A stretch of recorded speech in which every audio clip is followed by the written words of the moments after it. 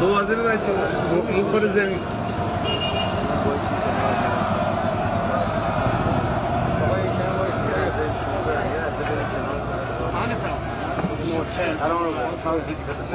خیلی خوب. من میترسم برای نه نوکر. خواهش میکنم. سلام موفق باشید. می‌دونی چرا آتشیم؟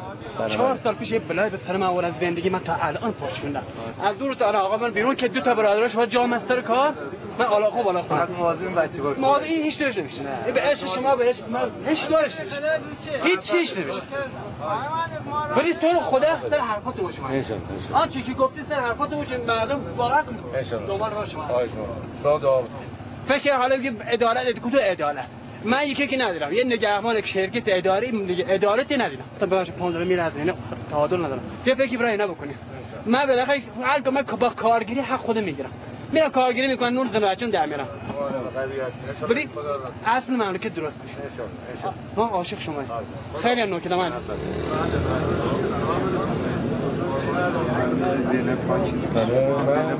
من میترسه یه آدم اینجا آدم ها رو میبینی میترسه یعنی آدم بعدی که میده برای این هست من امروز هم توی این مصاحبه میگفتم وقتی سفره مردم کوچیک بشه دورنمایی برای اشتغال نداشته باشه هیچ شما بعید نبونی که این جوانش که یه فضای تیره‌ای در مقابلش هست به سمت اعتیاد بره به سمت بداخلاقی‌های دیگه بره و این جرما وسیع بشه ولی وقتی که در جامعه اهداف روشنی بیان بشه و یک امیدواری نسبت به آینده وجود داره که در دوران جنگ علیرغم اون دفاع وجود داشت من فکر می‌کنم که این بداخلاقی‌ها به شدت میتونه کاهش پیدا کنه مهندس نگاه به سوادکو داشته باشیم ما چیزی نداریم مهندس ان شاء الله مهندس ما نوکرتیم خواهش محبت مهندس خاک پای جناب علی بخش مهندس از داخل ببین خواهش میکنم خواهش میکنم آخه من صداشون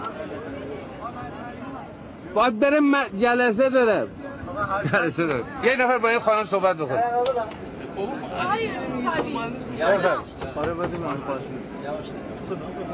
آقای موسوی راضی نباش من مادر 50 ساله دلواپس بچه‌ام باشم تو شهر بابل کرک هروئین همه چی تو دستشه وقتی میرم اعلام میکنم میگه باید جیب فلانی بگیری آقای موسوی من سلامت فکری بچه‌مو میخوام شما نمیدید بیکاری چیه بیکاری بچه‌مو نون و پنیر میدم تو خونه اما امنیت ندارم 11 شب تو غمی من با آقای نریمانم گفتم آقای نریمان من همونم که تو ستاد خان فیروزپور بودم گفتم مشروب کرک تریاک بیا من تو رو ببرم به مصاب بگیرم گفتم آقای نریمان نه برای من چه کار کنم من آقا نمیخوام من بچه‌مو میخوام من بچه خودم میخوام آقای موسوی بچه من میدونید من اینو تحت عنوان تبدیل جامعه ارزشی به جامعه سوداگر معنی کردم تو جامعه سوداگر همه چیز کالایی میشه و پولی میشه ارزش فرهنگی به سمت ارزش‌های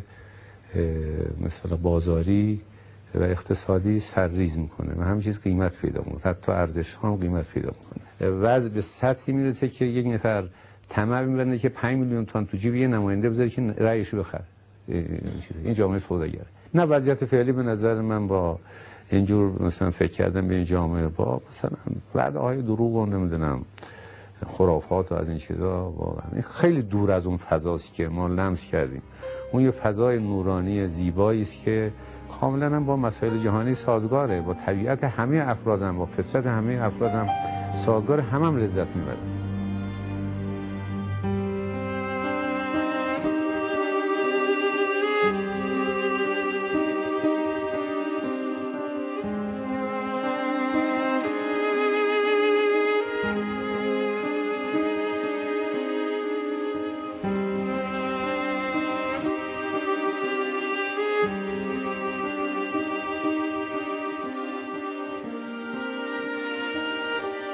این مردم به دلیل مشکلات و مسائلی که داشتند یک تصویر آرمانی از کاندیدای مورد نظرشون میسازند و برای خود کاندیدا و برای کسی که نامزد شده دائم یک حضور ذهنی باید وجود داشته باشه که این فرد از زیبایی و خیر داره دفاع میکنه تطبیق خود آدم با این آرمان‌ها یکی از مشکل‌ترین کارهاست.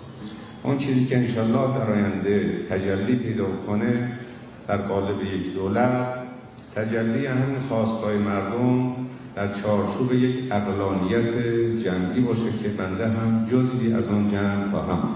در زمین خانم‌ها آقایونی که اینجا زحمت کشیدن تشریف بردن از مهندسین از مسئولین تشکر بکنم. این رو به معنای اراده چرا از جبهه ها نمیگی؟ اون موقعی که اومدی کفشتو دادی به من پیاده سردشت خودت اومدی تو سر اون آب. من همین جانباز هستم آقای دکتر، کفششو داد به من خودش پیاده اومد. شما زبون ها نمیشناسن. چرا نمیگی؟